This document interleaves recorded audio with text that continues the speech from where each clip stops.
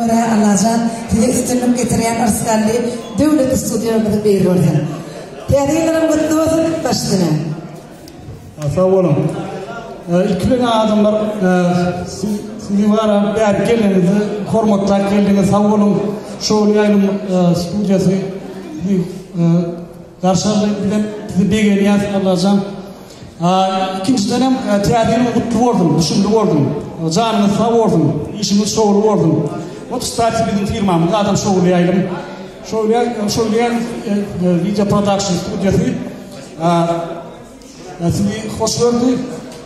Hemen aktar gördüklerini bizim arkadaşımız, hormatlı prezidentimiz canım sağ olsun. Diğer işlere uğraş olsun. Selamünaleyküm hürmetli hanımlar ve cenaplar. Sizin kimyada şu kişi şoğlayalım stüdyosunun açılışları arasında kimyada hoş gördük diyesim geliyor.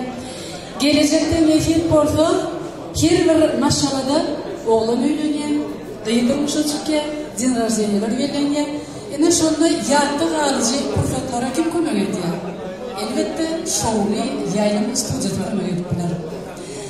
Elmidama şu şoğlayalım stüdyosunun hizmetinden siz peydalanıp bilersiniz.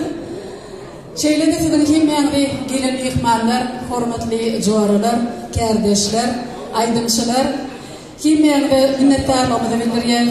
Gelecekte mehir porta yaşaşırken umudumuz var. Kimyanda fırsatla peydalanıp şu tiyatırın ayrınçılığını bilenin tüysüründen ortaya.